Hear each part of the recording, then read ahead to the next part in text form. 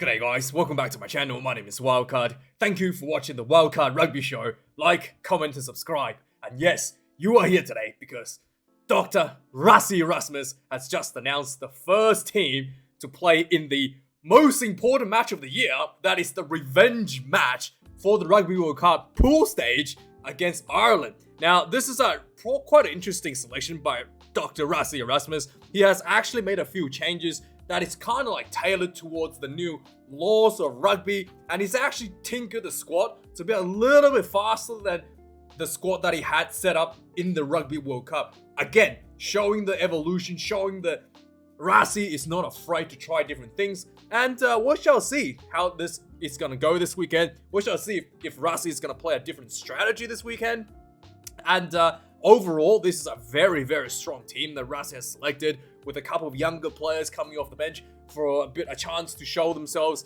as the future of the Springboks. And the one interesting aspect of this selection is that a lot of you guys have been asking me what I think this, if South Africa is going to win this series 2-0. I actually don't think that's going to be the case, and not because I think Ireland is much better than South Africa or whatnot, but I do think that Rassie Erasmus, if he wins this match, will probably use the second match as an opportunity to try new players, to try new strategies, like he did against Wales a couple years ago, where the second test was basically like, the C team was on the field. I would see him do something similar like that again, just to see how far he can push the boundaries of his players and see who's comfortable in the new positions, who's not that comfortable. And there's a lot of newer and younger players that they're trying to build towards 2027 as well. So I actually don't think that Rassie will come out and try to be like, hey, I'm going to 2-0 this series and flex his ego on everybody else. And I think that he will, make a calculated decision if he wins his first match. I think the Springboks looking very strong. And if that happens, the next match, it's very likely he's going to put in a much weaker team to test his newer toys. Yes, so let's have a look at this team. It's a very interesting setup. So coming in, let's go from the bottom to top.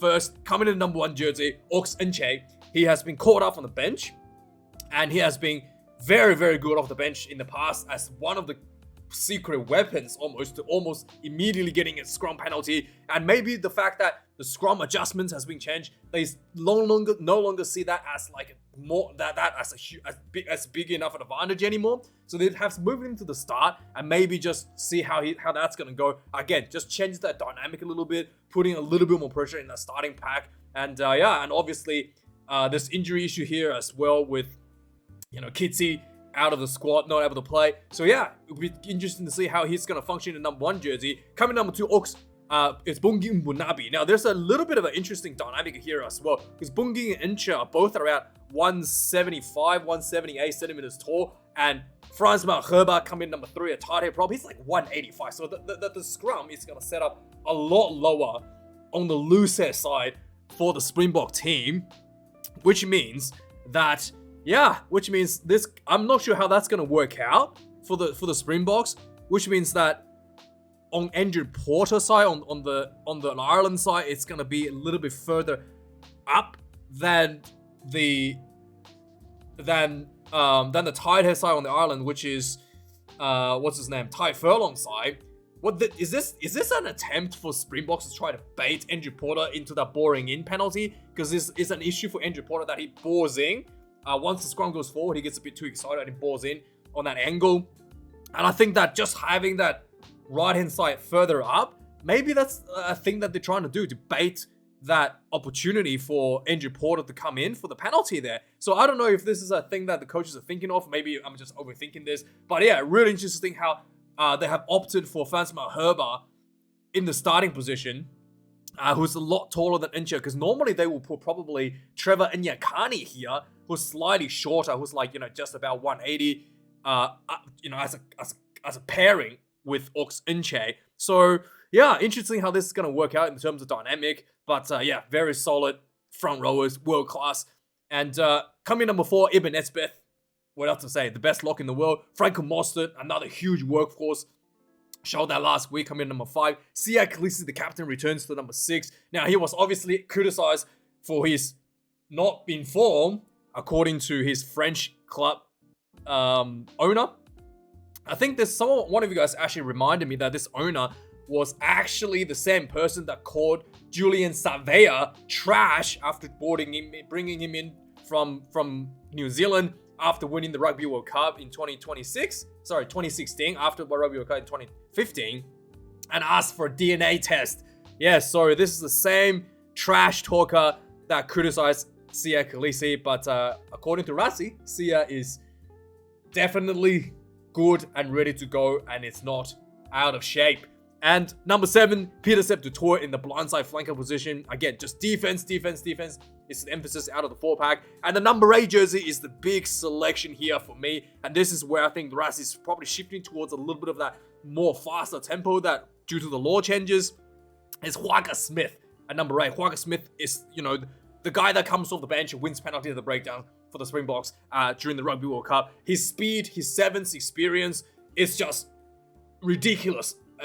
Just incredibly fast, and this is a really clear sign that Rassie's moving towards that faster style, trying to at least adapt to that faster style. And he's been, Wildkard Smith's been selected ahead of Jasper Wiese, who's also a pretty fast guy, considering that Duane Vermeulen is the traditional option for the Springbok, who's much slower than Wiese, or slightly slower than Wiese, and Wiese is already in the faster option than the Springboks, and Wildkard Smith is even faster than Wildkard Smith is basically an open side flanker at number 8 jersey. So yeah, we'll have to see how that's going to go, and we'll have to see. Wildkard Smith is on the lighter side as well in terms of body weight. We'll have to see if that's going to affect the team in any sense in terms of scrummaging. But yeah, very clear dynamic change here for the Springboks. Coming in number 9, Faf de Klerk. As always, number 10, Handré Pollard. Yeah, really good to see him back. He actually missed out on the game against Ireland in the Rugby World Cup. Could that be the difference between the Springboks losing that game? In fact, it might have been, because the Springboks had plenty of opportunities to kick goals where they missed, and if Handré Pollard was on the field, that could have made a difference to win that match in the pool stage. Kurtley Adensa retains the number 11 jersey from the Rugby World Cup setup. Number 12, Damien de Allende. It's, again, just huge defensive effort and attacking effort as well. Number 13, Jesse Creel, who had been actually, flying under the radar going into the Rugby World Cup. And his performance was just, exponentially better than what everybody was expecting. And really solidifying everybody's opinion about just how good he actually is for the Springbok. The work rate, the defense, everything he does is great. And last week he scored. He set up a try. I think he set up a try last week as well. Just again showing that dynamic, and versatility that he brings to the team as well in that 13 jersey. Number 14, Cheslin Kobe. There was some speculation that he had a knee injury. He was getting some scans, but it seems like he's okay and good to go. Hopefully, we'll see if he's gonna be, if that knee complaint's gonna come back to him during the game. And finally, Willie Leroux, not able to play in the URC final, is back to play in the starting position, number 15. And Willie Leroux for the Bulls was instrumental. The Bulls probably would not have beaten Leinster in the quarterfinal. In the semi-final in the URC if Willie Leroux wasn't on the field. So it was that big a difference. The kicking game, everything was absolutely sublime. Like, the Willie Leroux's kicking game is literally one of the most accurate I have ever seen. Like, it's the way that it's just, absolute masterclass the way he played that game against Leinster. So I wanted to see if that's going to transition into the Springbok style. It is a little bit different from how the Springboks wanted to play. It tends to kick a little bit longer. He likes to park the ball inside your own, just around the try line, and forcing you to do a goal line dropout. And that's, I want to see. I wonder if the Springboks can shift towards that style as well, having longer and deeper kicks instead of those shorter, high box kicks. A style that was very successful in the Rugby World Cup. On the bench, Malcolm Marx coming in number 16. Gerhard Steenekamp for the Bulls. Again, I thought he was absolutely tremendous for the Bulls and just dominated the scrummaging against Leinster as well. Really good to see him here. Vincent Koch coming in number 18. Number 19, Saman Murat. Number 20, Achis Neyman. 21, Marco van Staden. Interesting to see that he's not selected as hooker, but hey, good to see him there. Again, 6'2" on the bench. Grant Williams comes in at number 22. Extremely fast, extremely versatile player as well. Could also cover wing. And number 23, and this is the guy that I'm most excited and most interested to see, is Sacha Fangberg. Ngome Zulu, who had an absolutely outstanding star debut to the Springboks, coming off the bench, kicking a win like a 50+ penalty against Wales. And yeah, I thought, my speculation was that he was going to be tried out in the fullback position in a similar role as Damian Willemse. And here it is, exactly what Damian Willemse did in the start of his career, out of the number 23 jersey, covering pretty much the entire back line with that talent, with that boot, and with actually additional benefit of having a goal-kicking boot. I think he might actually replace Damian Willemse as the greatest Springboks in the history of the Springboks. We'll have to wait and see. Yeah, so anyway, that's very interesting. Let me know your thoughts about this game. And we'll probably do an update when Ireland selects their team. So let's move on. Yeah, so this is what I was talking about. Rassie Erasmus was criticized by the Racing 92 owner. And, Rassie has the back, obviously. So just like, yep. Sia will be the captain. Sia is not injured. Sia is not fat. And Sia is ready to go. And everything you said was wrong. Now, obviously, Sir John Kirwan had to run his mouth like an idiot, talking about, again, it's just so stupid because I have to actually commend Jeff Wilson, okay? So this was on the breakdown. Jeff Wilson actually watched the game Springbok played against Wales and concluded that the Springbok is leading the way in terms of the way the rugby is being played, and it was very impressive the way that the Springboks played against Wales, and it's going to be a challenge to every team.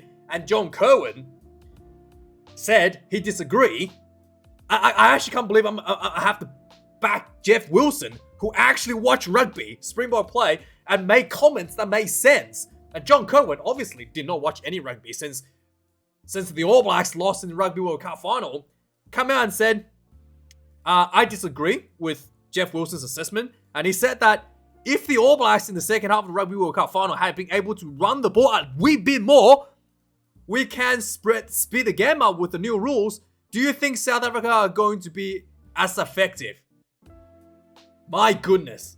Talking about speeding the game up, one of the fastest tempo game that was played in the entire World Cup, and probably ever, one of the fastest tempo game probably played ever, was the Springboks against France in the quarterfinal. That was much faster the game than Ireland versus New Zealand, and that was faster the game than New Zealand versus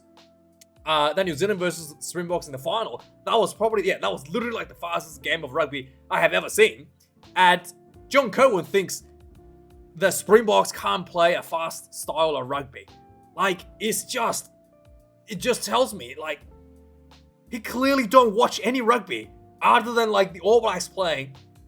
And it's just, even Jeff Wilson has realized that they have hybrid players like Huaga Smith who can cover center, which allows them to bring that dynamic setup on the bench. It's like Jeff Wilson is literally pointing out to Huaga Smith without directly telling John Kirwan that, yes, the Springboks had speed and off the bench in the Rugby World Cup final, so speeding the game up, it's not going to make a difference when Huaga Smith was on the bench. He's literally trying to point that out, and yet John Kirwan's just like, I don't think they are the standard. Saying that the Springbok is not the standard bearer of rugby, despite being the Rugby World Cup final winner. My goodness. It's just embarrassing. It's actually embarrassing watching this sort of stuff. And when Jeff Wilson is pointing out, like, anyway, at least I have to commend Jeff Wilson for watching rugby, doing his job. So anyway, let's move on. There was some speculations where Joseph Dweba was going to be. So Rassie Erasmus has also announced like the pecking order for the hookers, and there's 2 new hookers that has surpassed Joseph Dweba on the pecking order.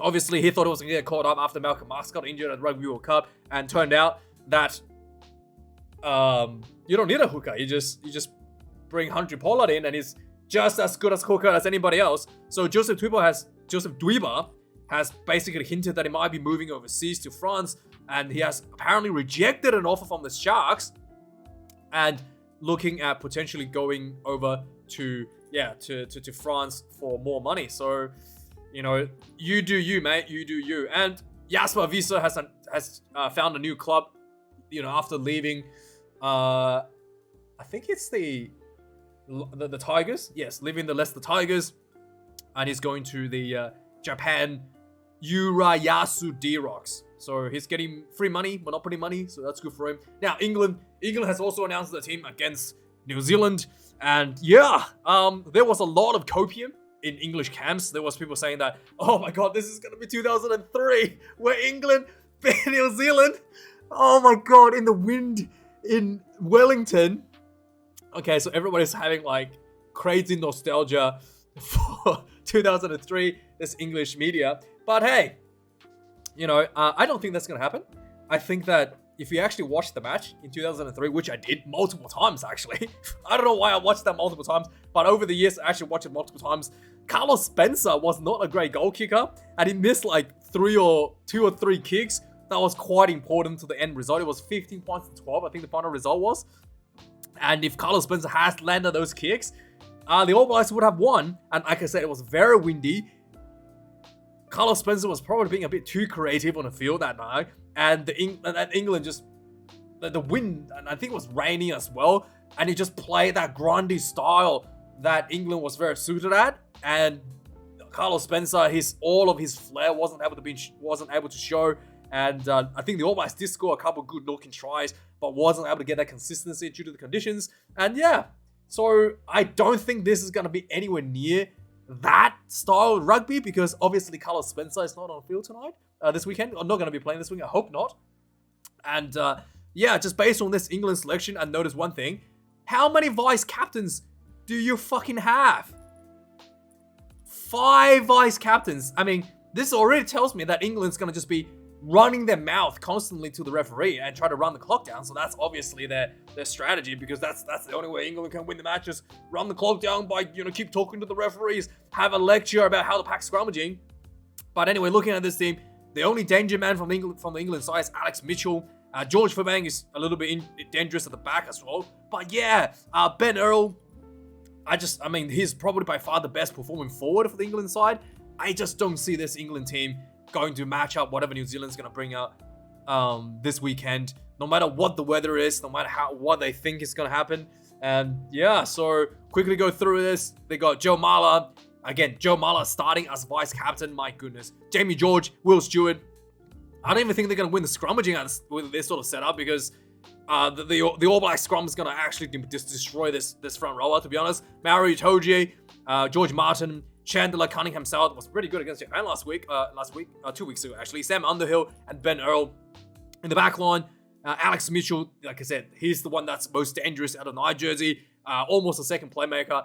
Marcus Smith coming in number 10. Tommy Freeman, number 11. Ollie Lawrence, number 12. Henry Slade, number 13. Fei Wabosu, a guy, if he's given some space, could be quite dangerous, but I don't think that the All Blacks will give him that opportunity. And finally, George Furbank at number 15. Theo Dan 16 reserves, Finn Baxter, Dan Cole, Alex Coles, Tom Curry, Ben Spencer, Finn Smith, and Ollie Slight Home will be the number 23 cover for. I don't think this England team. I think the England will get dominated in the scrum, and then the All Blacks will Joe Marler have no chance in the scrummaging this weekend against the All Blacks side. Now, Razor Robertson has announced this week that the new theme for the All Blacks is Into the Darkness. It's almost like Star Trek. It is a Star Trek reference, isn't it? So hopefully it's not Into the Darkness out with the red card. But, you do you, Razor. You do you. Still waiting for the name to be announced. Maybe it will come out as soon as the videos are uploaded, like always. And the Fijians have also announced their team against Georgia this week. Obviously, the new Fijian coach is the Fijian Enduro coach. So a lot of the players have been called up to the Fijian side, including Isaiah Armstrong Ravula, who's been the Fijian Enduro fly half of the season, is potentially going to get a start this weekend. He's on the bench. So it'll be interesting to see how he's going to go in the national team. And let's move along to the Wallabies quickly. So Carter Gordon was signed with the Titans, and the Wallabies has granted an early release for him to join the rugby league team and start his career early at the Titans. It's been reported that his contract's $600,000 a year, which is really high for a rugby league player, and the Titans are basically saying, hey, we're going to bring him in and ease him in the role and see how that goes. So we could be seeing Carter Gordon playing rugby league in very quick time. So yeah, maybe we must see him on the field quite soon. So yeah, that'll be interesting to see how that's gonna go. And also Mark Tumaganitawasi, who's also not selected in the squad with Joe Schmidt, has been selected to play sevens for the Australian team in Paris. So like, who cares, right? Anyway, Marco Vinopolo has been signed with top 14 team. Venice, who's just been moved up from the second league to the top league, so he's going there. Next up, yeah, this is a big sad story this week. Michael Hooper has officially announced his retirement after not able to make it into the 7th squad. So yeah, really tough. You know, I love Michael. I think that, you know, he really deserved to go out on the top at the Rugby World Cup final. Not final, but like Rugby World Cup here at home 2027. And you know, he's always the great player out there. He always gives his best. And you can tell that he's mentally really just drained by the captaincy, because, you know, every post-match interview, press release, he's always sad, even when Wallabies are winning. And and I really hope that he can just take some time off. He's still really young. He's only 32 years of age. And I hope he just takes some time off and then come back in a year's time and just play rugby and not have to deal with the captaincy, and just, and really finish his career proper at home at the Rugby World Cup 2027. And we'll have to wait and see. But he's currently following Stuart Hogg's path to be a commentator at Stan Sport. And Stuart Hodgson has been returned to rugby, so I'm hoping that maybe he'll return as well. So yeah, we'll move on to that. So really sad news at Wallaby camp as well this week. Kurtley Beale, someone I was hoping to see coming off the bench at the number 23 jersey this weekend, is not going to be playing. He's actually sustained an injury. He will be going on surgery for an Achilles tendon. Yeah, he's just getting up there with the age. And another guy, David Filiuai, a guy I don't even know. He plays for the Rebels. I really don't know why he's selected in the team at all. But he's also out due to a bit of injury as well. But he's probably selected due to his versatility. He can play center and winger. But big loss is Kurtley. I really wanted to see him and give me some nostalgia. Speaking of, so yeah, there was some talk last week that the Tigers, obviously they sacked Dan McKellar, is looking to potentially replace him with Michael Cheika. And it's been confirmed Michael Cheika has signed with the Leicester Tigers, and the Waratahs is now left with no option, with just Dan McKellar. And there was a bid basically for him from the Waratahs as well. So the Waratahs is currently left still without a head coach. So there are some talks of potentially the Waratahs have to actually sign with Dan McKellar, the former Brumbies coach. I mean, I just don't think Dan McKellar is really understands the 4-pack that well. Anyway, that's just my opinion. I don't. Anyway, if you know, it is what it is. And I think that my biggest issue with Dan McKellar is that under his reign, if you guys, a lot of South African guys probably remember this, of course you'll remember this, when Nic White took a dive after getting swiped on the beard by Faf de Klerk, because you know what, a lot of people were surprised, like, oh my god, that's crazy. That sort of shenanigans had been going on under Dan McKellar's watch in the Brumbies for the whole year. Like, the entire Brumbies season that year was revolved around people trying to milk penalties, doing like little things like pushing people and stuff. And he's one of the Nic White was one of the perpetrators. Another guy that I criticized a lot over the years as well is Tom Wright. Both of them were like massive, like, you know, I don't know how to call them, like just massive dicks on the field, and try to like slap the ball out of players' hands and hold on to the ball after penalties given away, and just try to waste time, try to milk penalties. So that was not surprising to me at all when I saw, you know, Nic White go down, because that had been an ongoing theme under the Brumbies under Dan McKellar. And that's why I really hated him as the coach, because I really thought he set a really poor culture at the club. And since he's been gone, Nic White, guess what, hasn't been doing any of the shenanigans, taking dives anymore. Tom Wright, completely different player now, no longer runs around pushing people, trying to slap balls off people's hands anymore. Okay, so that's my main reason for not wanting Dan McKellar to be at the Waratahs, because the culture that he set at the Brumbies was absolutely disgraceful. So yeah, that's just my explanation. But anyway, so Simon Vailui, the Fijian head coach that's taken Fiji out of the rugby, that destroyed Eddie Jones, he is actually signed with Waratahs not as the head coach, but as a director of rugby. So they're still looking for a head coach, but yeah, really, hopefully not. Anyway, just get anybody. I don't know where they're gonna get anyone from, but just anybody other than Dan McKellar. But I have a feeling it's probably gonna be McKellar, because the Rugby Australia just not really know what they're doing. So big re-signing for Will Skelton, who will be staying at La Rochelle to 2028. The big boy. We'll see. We'll wonder if Joe Schmidt will ever dig overseas for players again. Tim Ryan, one guy that's been left out of the squad, might actually get a call up now that, due to the injuries. There was some talk, Joe Schmidt with Tim Ryan. The main issue with Ryan is not because it's because he thinks that Tim Ryan probably needs a bit more size, so he has offered him to put on more size before a call up to the national team. And finally, Toulouse versus Bordeaux, and flogging Bordeaux in the top 14 final, 59 points to 3. Now, I did not watch the game, but just looking at the scoreboard, I can tell you, Toulouse scored a try at 7 minutes with Anton Dupont, and the response from Bordeaux is to kick 3 points. And that's why you lose the game.